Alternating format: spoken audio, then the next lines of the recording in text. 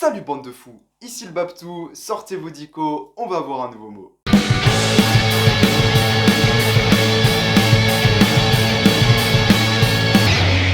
Aujourd'hui, je n'ai pas envie d'un nouveau m'attirer les fureurs d'une communauté, donc je vais tout de suite rentrer dans l'art. A noter que depuis notre dernière vidéo, on ne voit quasiment plus de gothique dans notre fac. Mais oui, c'est devenu une espèce en voie de disparition, c'est terrible. Imaginez une fac de lettres sans gothique.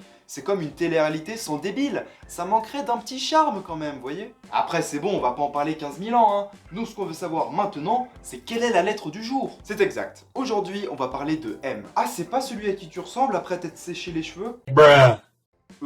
T'étais pas obligé de donner cette info, mais non, on va parler de la lettre, évidemment. Le grand petit con, c'est moi. Ouais, ça je confirme. Enfin bref, lorsque je suis allé voir les mots commençant par M, quelle ne fut pas ma surprise quand j'ai vu que figurait le terme « maboule ». Oh, c'est un synonyme de fou. Eh oui. Donc si mes origines venaient de l'autre côté de la Méditerranée, cette chaîne aurait très bien pu s'appeler Abdoul le Maboul. Eh oui, mais tu n'es qu'un enfant des Alpes qui aime manger du fromage et aussi du jambon. D'ailleurs, c'est bientôt la saison des raclettes. Ma foi, on ne choisit pas ses origines. Par contre, je peux choisir ce que je dis dans mes vidéos. Ok, donc là c'est le moment où je mets en avant mon capital culturel. C'est un truc de sociologue. Alors, comme c'est un épisode sur la lettre M, je voulais vous partager mon petit faible pour les mystères. J'avais également prévu de vous parler du film Mystère à Venise, qui est actuellement au cinéma, et aussi vous révéler que Martin Mystère était l'un de mes dessins animés préférés. Et pendant qu'on est dans les films en M, moi j'ai beaucoup aimé Malavita. Voilà. Mais en allant à la page du mot mystère, j'en ai découvert un autre. Oh mon dieu, mais est-ce que cette vidéo va se transformer en enquête? Alors non, désolé de détruire la hype, mais je n'ai pas trouvé quelque chose de mystérieux. Juste un mystère. Oui, certes, mais du coup, c'est quoi la différence? Un truc mystérieux, c'est quand il s'est passé quelque chose qu'on n'a pas trop compris et qu'on va essayer de le résoudre. On est d'accord? Ok, pour l'instant, je te suis. Alors qu'un mystère, c'est le nom d'une crème glacée, fourrée de meringue et enrobée de praliné. Oh non! Oh non, pas ça! Bon, vu que c'est de la merde et que tu dois faire une référence à Baldur's Gate 3, parce que c'est un jeu que tu kiffes et qui va être Game of the Year, ouais, désolé les fans de Zelda, mais là, y a pas photo.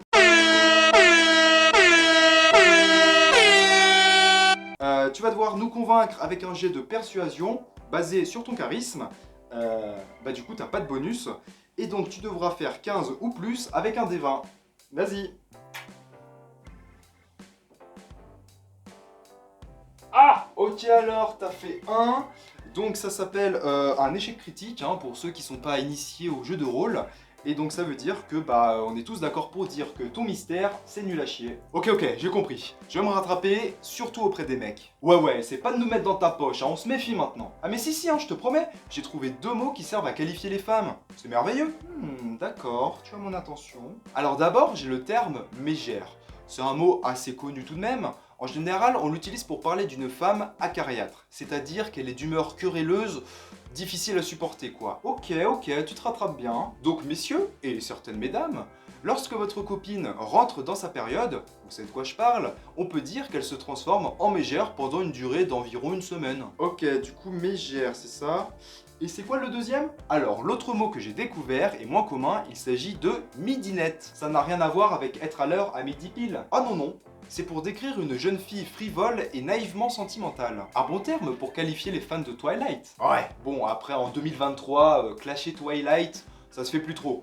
Mais par contre, dans le dico, il parle de chanteur pour midinette. Ah, d'accord. Donc ça veut dire qu'on peut qualifier les fangirls de BTS ou L'Homme Pâle comme étant des midinettes. Complètement. Ou à l'époque, celles qui bavaient devant leur cher Justin Bieber. Après, moi je connais un autre gars qui a essayé de plaire à des midinettes avec de la musique. Ouais mais non, en fait, t'es pas obligé de le...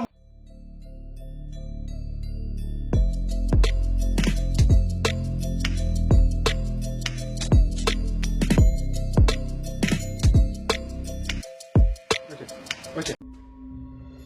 私の名は吉良義景、年齢33歳、自宅は森王町北東部の別荘地帯にあり、結婚はしていない。